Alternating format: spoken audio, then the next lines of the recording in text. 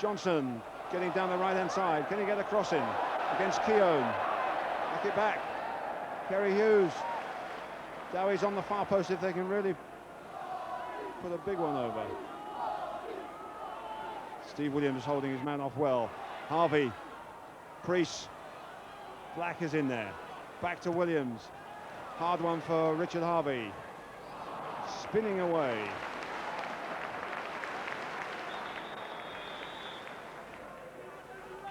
And for the moment, we're going to have a hold-up because I think it's Steve Williams going to be booked. It's clearly something he said about the incident which didn't bring a penalty. And John Dreyer interceding here. 40 minutes gone. It's Williams' name into the book. 15 minutes of the game gone.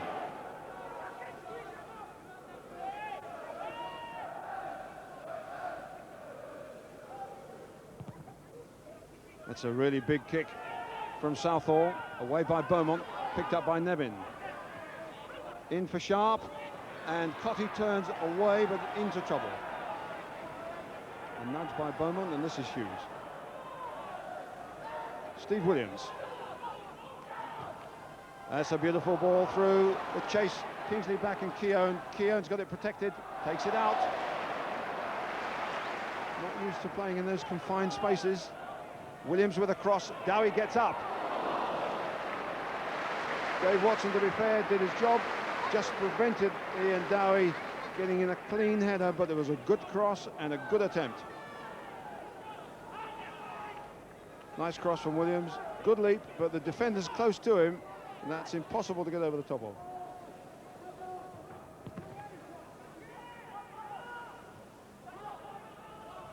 Johnson into a difficult area. Hughes. Cotty gets it down to Neil MacDonald. Well cut out by Richard Harvey. Keeps going. Driving down the left. Straight to Nevin. Sharp is chasing this.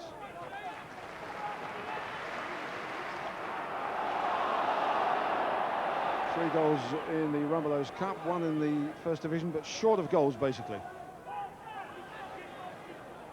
Kingsley Black to Richard Harvey. Black is just behind him. This is Elstrop again. Priest.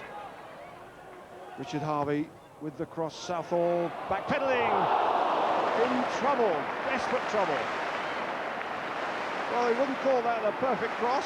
And it certainly wasn't a shot, but it had possibly Britain's best goalkeeper in desperate trouble. Curling beyond him and touched over.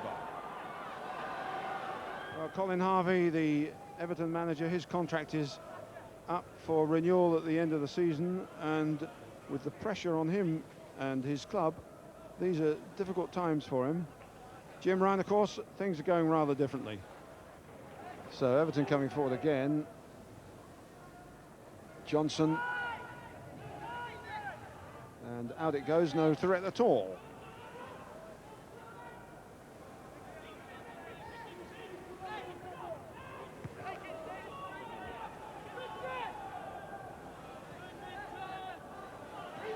So David Priest in for Dowie. Nice accurate ball, but has he got help in midfield? He has, from Williams. Hit out to Elstrop, who sticks to this left touchline. A lot of Everton players have come back though. David Priest, and this time it's Richard Harvey on the touchline. Dowie over the far side. This is Elstrop.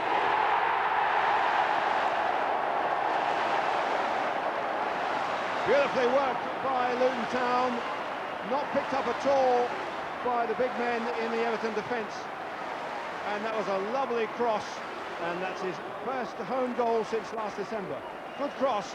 Now look at the space he's got here to flick it down. It's either him or Dowie. He's got in front of his man, and Southall can't get it. 1-0.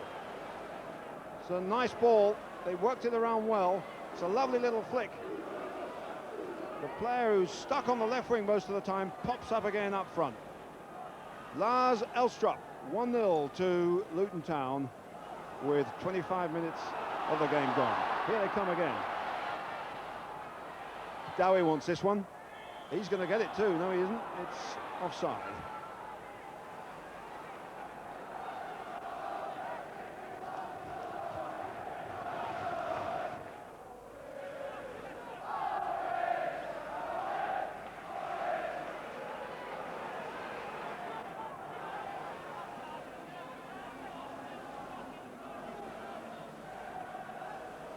Well, in this game last year, as you remember, 2-0 to Luton at half-time, and they nearly lost it. And Nevin was fouled there unnecessarily by Richard Harvey. He couldn't possibly have got that ball, and I think he deservedly is being booked. Unless Nevin was making more of it than it seemed.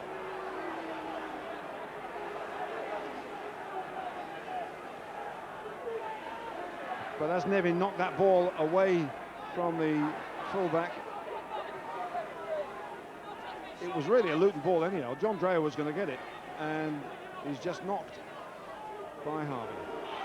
So that's 2 Luton players in the book, but they're 1 goal to the good.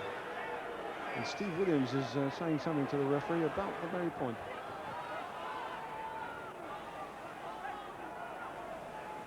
Kevin Ratcliffe through the hole for Dave Watson. John Ebrell. Hughes coming well to defend. David Priest. Over the far side is Kingsley Black. It's too deep, but Kingsley Black might get there yet. Southall is out, and Southall is in some trouble. Now he's got to get back. Can Kingsley Black pump one in? Handball outside the area. He'll be in big trouble. And the problems of Neville Southall continue. Dragged out of his penalty area. Kingsley Black beats him to the ball. And deliberate handball in those circumstances, not so long ago, might have brought something fairly drastic. But I think this is a booking. Well, good chase here between the Welshman and the Irishman. And then when Kingsley Black tries to get it back in, Southall so far out of position is not true. Handball, and the result is a yellow card. So Southall remains the 3rd booking we've had.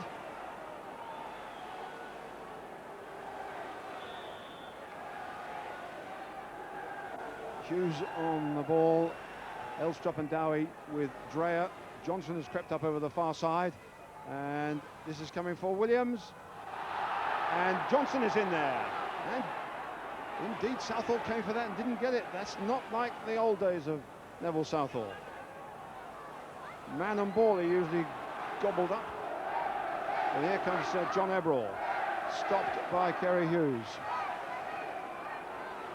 Well, he remonstrates with his colleagues, but whatever happens, Neville Southall is right in the middle of something interesting these days. Brilliant sunshine now. Hughes, that's not a good one, and Nevin was unfortunate to get a foot to that and give the throw to Luton Town.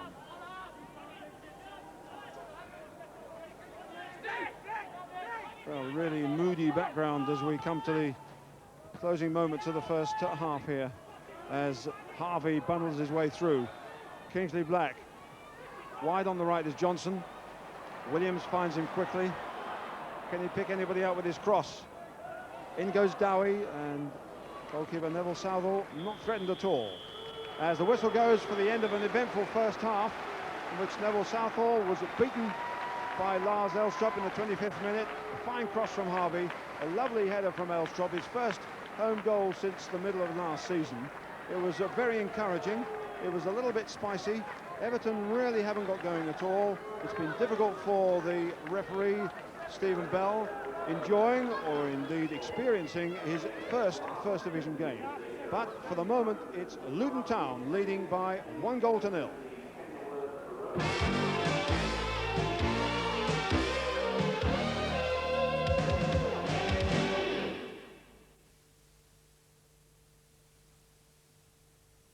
If you're too busy running your business to plan your business, get an expert to help you get it right. The Enterprise Initiative. Phone 0800 500 200.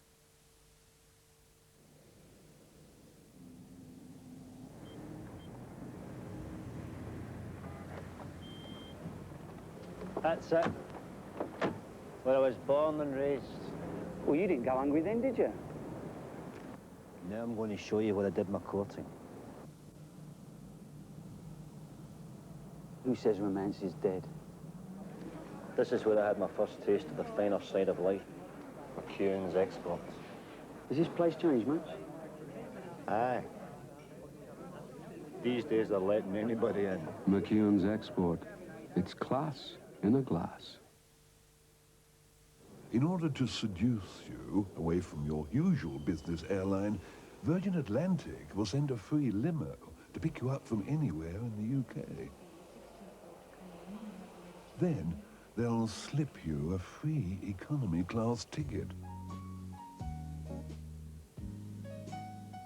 And once you're in the expert hands of the cabin crew, you'll be spoilt something rotten. Or left alone to sleep in seats that actually let you sleep.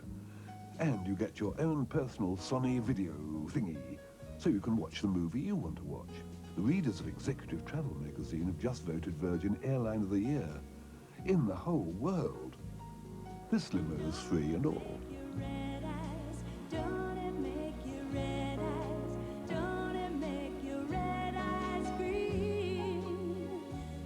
Virgin Atlantic, voted the business person's favourite airline.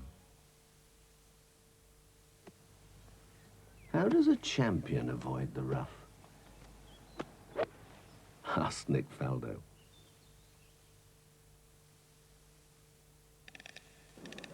The minimum investment for shares in the 12 regional electricity companies will be around £250, but your minimum first instalment will be £100. 99. Oh dear, can I have a pound? Yes, take it out of the kitty. I'll get it from Gopher. Gopher? To register for a prospectus, ring 0272 272 272. You could buy into what you plug into.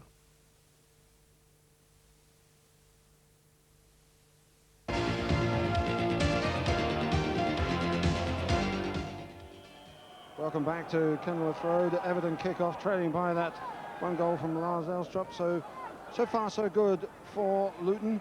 Good football, thoughtful, constructive, but 1-0 by no means enough against the side where they have more promise than threat. But Luton don't score too many goals at home. In fact, they haven't scored 2 goals in any game at home. So they could do with another one here. Priest, who's so close to getting an early goal in that first half, and that might well go for a corner. It does. So an early break for Luton Town as Elstrup comes into the middle. Black goes over with David Priest. There's only one man marking him, so they could take it short if they wanted to. Dowie is in there. Dreyer making a run towards the near post. Priest takes it. Dowie's going to get up with Watson, and away it goes for a goal kick.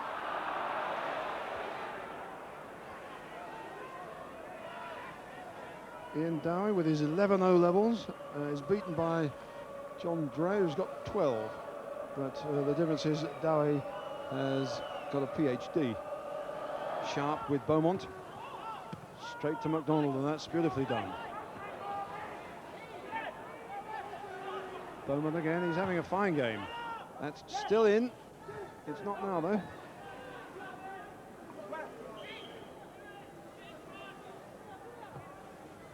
So a throw into Everton. Never won a game on this pitch. Trailing by 1 goal at the moment. Turned aside by Sharp. Eberl in here, it's a nice one. And Nevin's almost got it. He has. And that was bad play by the Luton defence, but very sharp play by Pat Nevin. Well, a high ball coming over to Pat Nevin, who's knee-high to a grasshopper, shouldn't really have been his at all. It was nicely laid in, but that's a defender's ball, and Harvey is beaten, and it's tucked away from Chamberlain. 1-1. Well, danger from nowhere, and Luton will be kicking themselves. But Richard Harvey couldn't get that one. Nice play by Nevin. He got the break and he punished Luton.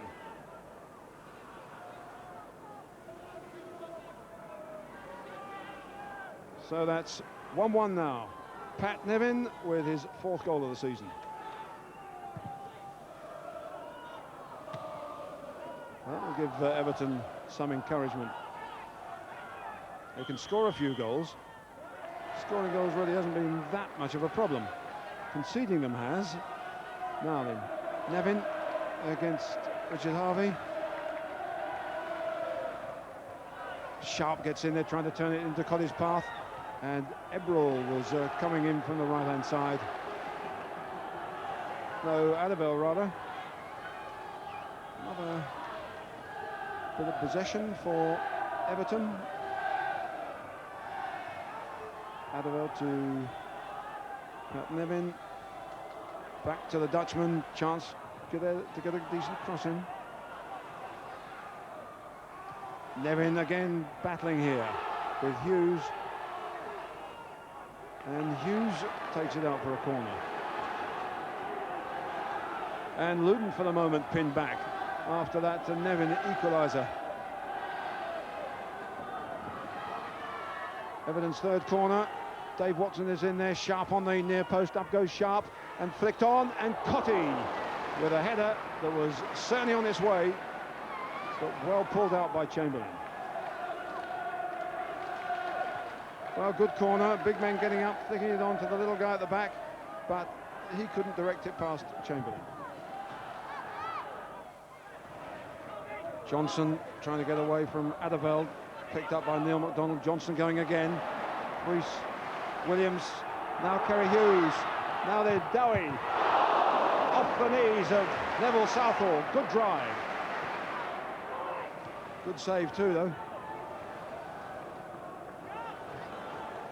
Well, Luton there powering their way through the middle. Knocked back by Hughes to Dowie, and a drive which Neville Southall did well to get down to. John Ebrel nicely down to Keown. McDonald, Sharp, pushed back by Dreyer. Elstrup, a little touch, but it's still Everton's possession. Adderveld going for the return. Adderveld with a shot. Oh, that was a cracker. And that did have goalkeeper Alec Chamberlain diving rather swiftly to his left. Taking a return, coming for it and wasting no time about banging one. And it was a good effort. Slightly more adventurous Everton now, and things are linking up better for them. Eberl knocking it back to MacDonald, who's in the middle of most things, and that's a beautiful ball through for Sharp. And here's Cotty. Well, Cotty, I felt, should have had that one, but the linesman's flag is up anyhow. Well, that was a fine ball forward. Meanwhile, Luton are protesting that there was offside here. Cotty gets in on the far post, hits the side netting, and the protests continue.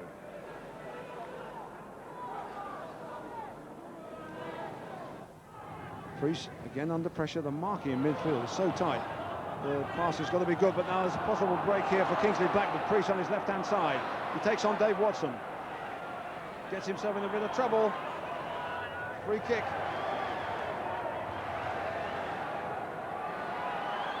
Everton pulling everyone behind the ball. Williams wants to take it quickly. No, he doesn't. Priest chips it up. Dowie's getting in there. Oh, desperately unlucky.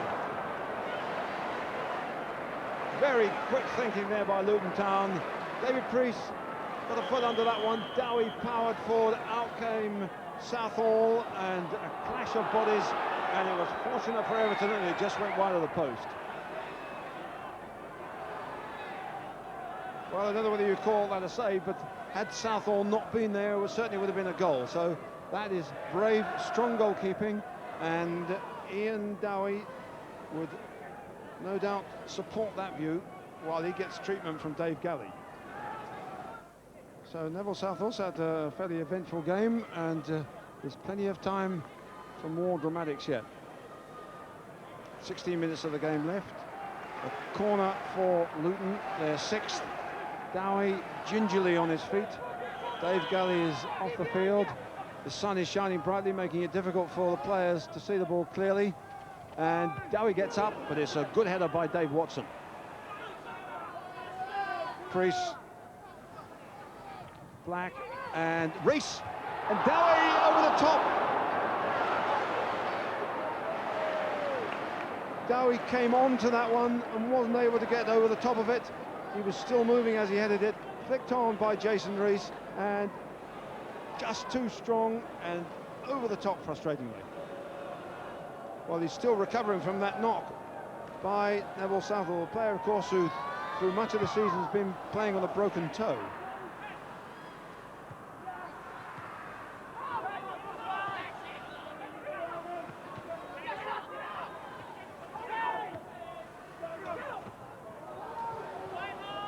Marvin Johnson back in, Williams, little flick on, but not good enough.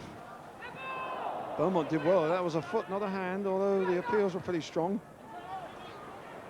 Williams jukes away from Pat Nevin. Richard Harvey, good runner when you can get the ball in front of him. Kingsley Black, Jason Rees to the near post. Dowie, brave header, getting the strikes in. It's looking better for Luton, but they're not just on target. But a good flowing move for Luton Town. After Williams had beaten Nevin, forward comes Richard Harvey. He's got Kingsley Black on the left-hand side, playing with two wide men at the moment, and the ball in evades Rees, and Dowie powers in. Johnson, McCall, and a chase by John Everall. It's a good header from Stuart McCall. He's got Cotty square. It's well cut out by Marvin Johnson. Throw into Everton. Still pushed quite a few players forward. Sharp coming for the long throw. That's for Sharp. Beaumont behind him. Everall goes in there. Everall going again. Nice control by Priest and laid out superbly to Kingsley Black. Finding it hard to get by Adderveld. He's done well there. Nice ball into Jason Rees. Kingsley Black going again. Space here for Williams. Curled in for Rees.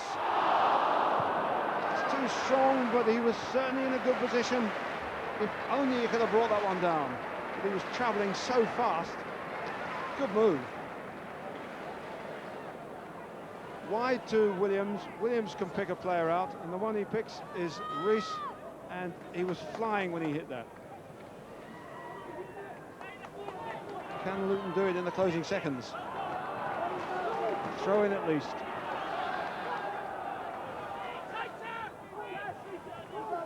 As we move past the 90-minute mark, it's 1-1 with Luton pressing for that winner that looked as if it was comfortably going to be theirs earlier in the game. Sharp lays it aside, and there's a free kick given against Beaumont. The challenge on Sharp from behind. He's had a good game though, no doubt about that. They look secure at the back, he and John Dreyer, but perhaps not enough goals up front. And now they've got to look to their laurels to keep Everton out in time added on. Ratcliffe, Dreyer wins it, and that indeed is the end of the afternoon's entertainment. It's been a good game. The first half dominated by Luton with just that one goal, but then things changed early in the second half when Pat Nevin pinched that equaliser. It was much more open after that, but still Luton had the better chances, with Ian Dowie coming in with a hat-trick almost of half chances, pretty well all of them made by his own endeavour, his own ability in the air. But unfortunately, none of them went in, and still Luton can't beat the trend they're setting this season of scoring more than one goal here at Kenilworth Road. So the final score is Luton 1, Everton 1. How much of a knock was the equaliser and the nature of it early in the second half? Well, I think it did affect our players for a rather long time, and it's something we have to learn. The goal itself was a combination of small mistakes that amounted in us being punished quite badly for. I think we've got to, especially young players in the team, have got to realise that losing a goal is not the end of the world, and knuckle down and get at it again. Ian, the manager wasn't too happy. He thought you should have won it. Slightly disappointed. What about you? Yeah, I think I share that. You know, we've played very well today and scored one goal. Could have had a few more and let them back into the game with a poor goal. You know, that's always going to be that way if you only get one goal at home. You know, 2 goals, they were dead and buried and we're never in the game. Unfortunately, they sneaked a goal soon after half-time and, you know, we had all the pressure after that. But no, when you look at it tomorrow or you see it on the TV, you realise that you had most of the play and you've let a result slip away, you know. One of the chances that fell to you from the free kick, it hardly slipped away. I mean, it could have gone in, it just happened to go past the post. What It's one of them then? things. A great little ball from Precy. I try and break a bit early, you know, behind the and he's clipped it in perfectly. Just got a touch on it and it's hit south or somewhere and squirted past the post. That sometimes happens when you don't get the rub of the green, you know, but looking at that, you know, that's another chance that maybe should have gone in, you know. But he came off his line fast. I mean, yeah, I mean, he's a good keeper, there's no doubt about that, but... a bit of luck. Yeah, a bit of luck, but I mean, sometimes strikers make their own luck, you know, so, you know, there's no way I should have scored that, it's as simple as that. But then there was one occasion in the second half after that where a deep cross came in from the left from Kingsley Black when Priest and he had worked it well. Yeah. Should you have got this one? What happened there? It's a great ball from Kingsley, whips it in. Young Jason Rees gets across and gets up well. It just surprised me, it just sort of came behind me a little bit. But again, you know, it's one of them ones I should have got above, you know, if I'd anticipated it a bit better. You know, you've got to expect him as a striker and got above it and knocked it down. That would give us the result. But the position that you're in at the moment is still very encouraging, despite the fact that you've had to sell people like Tim Breaker, you've got other young players coming forward. It's always going to be a battle anyhow, isn't it? Yeah, I think it is, and so it's all the more reason you want to take maximum points from the games where you feel you've done enough to win them. We may end up looking back on this one and regretting it. OK, we're off down the M1 now, into London and to Loftus Road, where Norwich were playing Queen's Park Rangers. Norwich still without several of their established frontmen, so that meant teenager Lee Power kept his place in attack. With the details, Richard Hemwood. Norwich went to London still looking for their first away points of the season, against a side including the First Division's joint top scorer, Roy Wegerle. They didn't have to wait long for the first signs of encouragement. A quick free kick from Ian Crook just 15 minutes into the match, providing Lee Power with his first goal for Norwich in only his second full game. Crook's quick thinking too much for the Rangers' defence, and seldom can Power have been given so much room. Crook again involved for Norwich's second goal, his pass helped on by Ian Culverhouse, and Dale Gordon's shot falling to David Phillips on the edge of the area, and he finds the corner of the net. Former Luton striker Wegerle finally made his mark after 57 minutes. Phil Barker's header down and Wegerle takes a tumble. Ian Culverhouse, Andy and Butterworth both racing in for the challenge. Hard to argue with the decision. Wegerle picks himself up, dusts himself down and moves into double figures for the season. 10 goals for him. But if Rangers thought there might be a way back, they were mistaken. Will Fox almost tied things up, beating newcomer Jan Steesgoed to the ball, but Alan McDonald cleared off the line. And the final say went to Norwich. Ian Crook again the provider, and 18-year-old Lee Power the executioner. A spectacular finish from Power. Clearly a man keen to make his mark on the First Division. So an impressive performance from Norwich. Queen's Park Rangers 1, Norwich 3. Lee Power could well be one of the finds of the season. Ipswich, Cambridge, Southend, Peterborough and Northampton all coming up along with our quiz. Don't go away.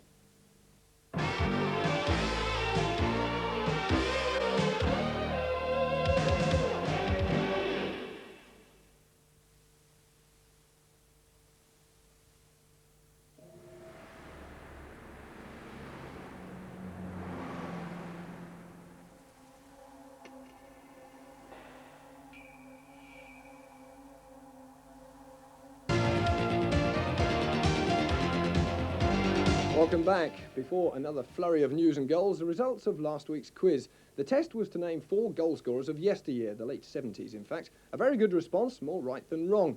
The answers: the Norwich scorer was Martin Peters, Ipswich scorer John Walk, for Luton, and this was the one which tripped a few up, John Faulkner, currently assistant manager to Jim Ryan, and the Cambridge scorer Alan Bailey.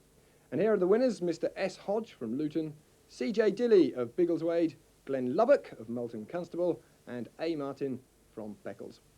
Well done, a copy of the official Football League yearbook on the way to you early next week. Commiserations if your name wasn't drawn out, particularly to someone like young Patrick Johnson of Dunstable, aged 8, which means he wasn't even a twinkle in his mum and dad's eye when those goals were scored, but he was still spot on. And as a consolation, Patrick, since you or your dad is a student of history, here's an old Match of the Week tie. We know you'll never wear it, but you can always give it to your dad for Christmas.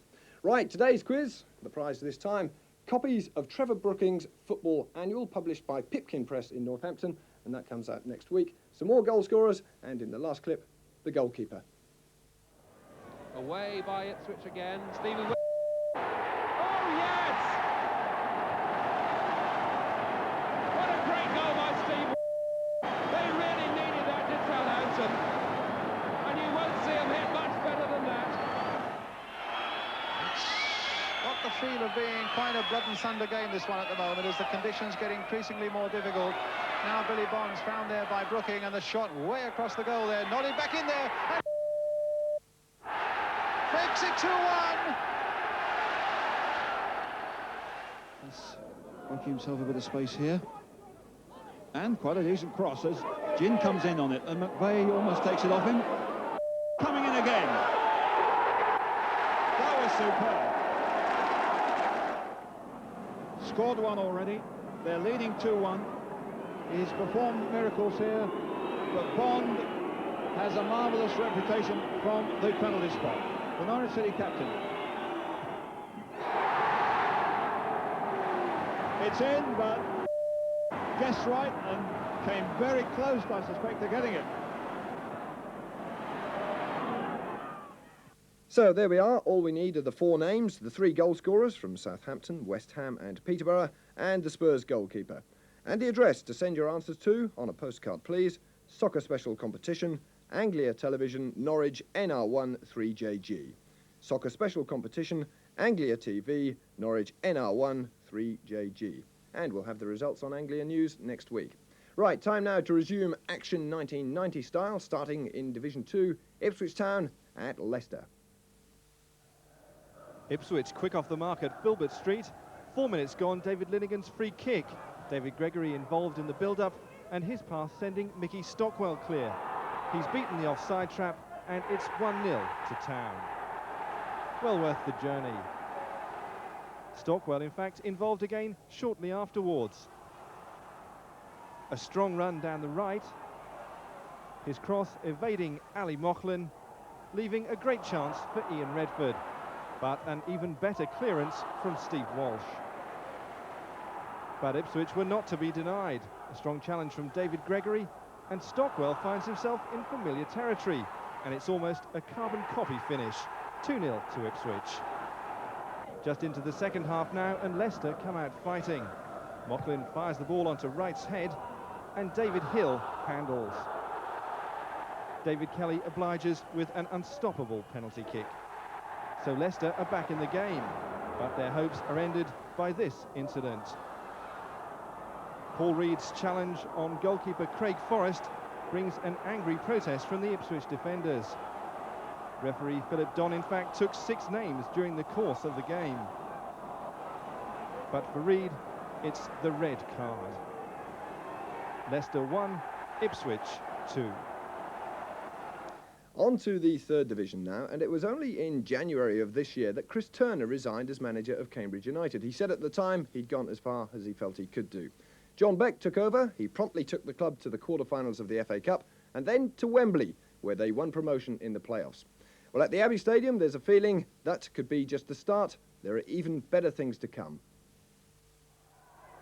Football League gates are up throughout the country this season. At Cambridge, it's no exception, now averaging around 4,500, almost 1,000 up on last year. And no doubt, it seems, about who's largely responsible for the increase. John Beck is doing a good job. You think he's a good manager? He is. He's sparked the team up. I think he's done very well, you know, to get the team motivated enough for the cup run, and Wembley as well, and getting us up in the 3rd Division, where I think we go back to the 2nd Division soon. Well, I think he's done well, actually. You know, he's brought out the best in some of the players. You know, Dublin seems to have improved quite a bit. He had a bit of a shaky start, but he's getting better as the season goes on. But I think we'll do well. I don't think we'll go up, but I think we'll do well and sort of hold our own. We won't get relegated or promoted, but I think we'll go probably next year. As I go up with them, I come down with them, and I'm a loyal supporter. You've got to support a team through the thick and thin. It's going quite well at the moment, but I think Becky's got a lot of problems at home. He can't win at home at all, can he? I think he's got to sort himself out and get forwards. I mean, he should play it along the wings and not down the middle. Yeah, that's what he's got to do. Sounds as if you know a little bit about football. I play the game myself, play for Pie Ladies. Hello, girls. I think it's gone marvellous, absolutely marvellous. And can it get any better? Well, they could do if they keep on trying. They could do. Well, United certainly kept on trying yesterday. Rotherham came to Cambridge with the poorest defensive record in Division 3. It was soon to become even worse. 14 minutes gone, Dion Dublin to Lee Philpott, and he crossed for Dublin to head home. 1-0 to Cambridge. It was almost one-way traffic in the first half, and a splendid move led to United's second goal. Fullback Alan Kimball to Philpott. He traded passes with Richard Wilkins, and again the cross was just right for the header. Poor old Ronnie Robinson into his own goal that time. Arguably a better finish than Dublin's. And that goal seemed to give Rotherham the taste for more kamikaze. Striker Bobby Williamson sort of helping his defence out and went close to another major blunder. But Cambridge did soon get a third. Steve Claridge already on for Michael Cheetham. He'd been substituted because he wasn't getting enough crosses in, and Claridge was instrumental in the build-up for the third goal, setting up John Taylor to make it 3-0 at half-time. Cambridge were coasting and well on their way to getting it right at home at last. To their credit, though, Rotherham emerged with more purpose in the second half, and they pulled the goal back with by far their best move of the game. Des Hazel bursting through. He's first to the ball, brought down by John Vaughan, and it's a penalty. Cambridge didn't agree, but it seemed the right decision, and this time Williamson was on target. And it was 3-1. For a short while, Cambridge were uneasy as Rotherham found some confidence. Another good move here. Hazel made tracks down the wing, set up Sean Goodwin, and Vaughan redeemed himself with a fine save. Another goal then might have had Cambridge in trouble, but they settled down and they killed Rotherham off as Dublin created the opening for Taylor to make it 4-1. Cambridge, with just one defeat in 10 games, are going very well at the moment. Yeah, I think the lads have, they're really working hard actually at the moment, and I think it's a lot to do with the belief that we can get out of the third division and get into the second. So I don't think we're looking to consolidate ourselves, you know, we're looking straight to Bosch, go straight back up there, you know. I think it's a little bit too early to say things like that, but obviously we've got to push for something like that, and all the lads feel themselves that they're confident to play in the second division. They've said that by a lot of them coming to see me privately to say that they want to play at a higher level, so hopefully it will be with Cambridge United. And Cambridge are now up to 6th place in the table. Still at the top, it's Southend, after yet another win against Bury at Roots Hall. Southend's David Webb was celebrating even before kick-off, after being named 3rd Division Manager of the Month for his work in September. And there was more to cheer 16 minutes into the match. Dean Austin's throw-in from the right caused chaos in the Bury defence, and Brett Angel volleyed home. That was his 8th goal of the season. But Bury seemed ready to spoil the party spirit with an equaliser 9 minutes later. A great run from John McGinley, and the ball eventually fell for Phil Parkinson, who beat Southend keeper Paul Sansom. So 1-1. Southend, though, were in front again early in the second half. A well-worked move down the right, Angel, Ansar and Benjamin all involved, and Steve Tilson was in the right place at the right time. That's 3 goals this season for him. Angel might have added his second of the match midway through the second half. A clumsy attempt to play the ball by Bury's Alan Nill. Nill, of course, a picture of innocence, but handball, said the referee, and Peter Butler led the applause. Angel aimed for the keeper's left, but Gary Kelly was equal to the task, with a good deal of help from both crossbar and post. But for Southend, victory again. Southend 2, Bury 1. And so to Division 4, where the aim is simple for both Northampton and Peterborough: promotion. They should be there or thereabouts come the end of the season, but only if they find a shade more consistency. Peterborough fell behind in the 20th minute. A free kick well saved by Paul Bradshaw, but Chris Pike first to the rebound. So a bad start, and things got worse before half-time. George Berry tangling with Cardiff's Cohen Griffith. Not much doubt about the foul, and Berry shown the red card for a second bookable offence. So Peterborough down to 10 men, and Cardiff nearly added a second. Daniel taking time to find the best angle to cross from and surprising everybody by scraping the bar. But Peterborough grabs an equaliser 15 minutes from time. Persistence from Worrell Sterling. The goalkeeper misses his cross, and Mark Hine tucks the ball in. So a point against the odds. Cardiff 1, Peterborough 1. Northampton were at Lincoln, who are struggling near the foot of Division 4. The Cobblers had a couple of close escapes at the back before they took the lead from this free kick. Defender Steve Terry got the touch. His second goal in 3 games, and all was looking pretty good. 1-0 to Northampton at half-time. But Lincoln hit back with 2 quick goals early in the second half. The first from a strange penalty incident. It's the goalkeeper's ball, no danger, but Terry Angus bundles Darren Davis to the ground. Seemed a rather crazy thing to do right in front of the referee, and he says penalty. Plenty of protests from Northampton, but Shane Nicholson made it 1-1. And that indeed was the beginning of the end for the Cobblers, as Lincoln took control and Paul Smith headed them in front, 2-1. Northampton did their best to get back on terms. A good run here from Bobby Barnes. He set up Dave Johnson. His shot, though, was well saved by former Leicester goalkeeper Mark Wallington. And Lincoln made sure of their first win in 9 games, 3 minutes before the end. A good run from Dave Putnam, and Paul Casey supplied the finish. Lincoln 3, Northampton 1. And that indeed takes care of our local teams. Time now, as promised, for the pick of the action from yesterday's First Division programme. We'll start at Main Road, the Manchester derby, City against United. Last season, City won this fixture 5-1, and it all started well again for them yesterday. David White making the most of some sloppy defending to put them 1 up. It wasn't long before he'd made it 2-0. A lovely flick on by Adrian Heath, and a good finish. Heath beating Steve Bruce to the ball, and Les Seeley didn't really have a chance. Like last year, Mark Hughes threw United a lifeline, a great header to make it 2-1. And this time United were to capitalise eventually on Hughes' goal. Although it didn't look that way when City got their third. How's this for a defender turned attacker? Colin Hendry, the 1-2 with Quinn, and it's 3-1. City looked to be home and dry. But then, with just 13 minutes left, their manager Howard Kendall dropped a clanger. He took Peter Reid off, sent Ian Brightwell on, and straight away he was caught out by Brian McClare. He made it 3-2. United were back in with a chance, and they wanted to get on with it. And get on with it they did. From the corner, it's Steve Bruce to McClare. The comeback was complete. A real 6-goal thriller. Manchester City 3, Manchester United 3. At Anfield, another win for Liverpool. Beardsley and Barnes, both making their 150th appearances for Liverpool, combined to set up Ian Rush. He doesn't miss those. And from another angle, a lovely 1-2, and Rush stabbed the ball under Dave Besant. That's 8 goals this season for him. Barnes eventually limped off injured, but not before he'd bewildered the Chelsea defence once more. Steve Nicol this time was the man to benefit from Barnes' trickery.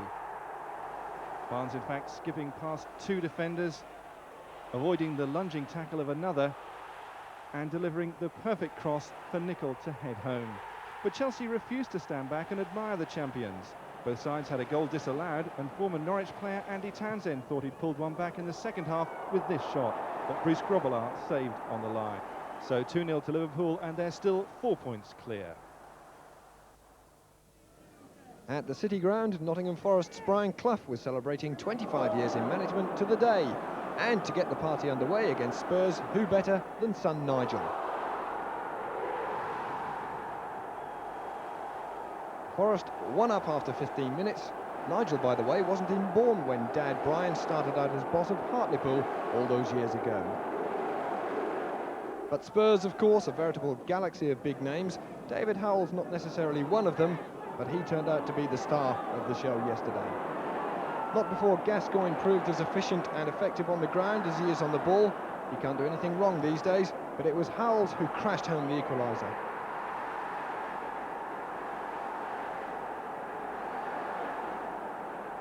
1-1, and he was then at it again at the other end. The shot from Crosby, and it's Howells to the rescue.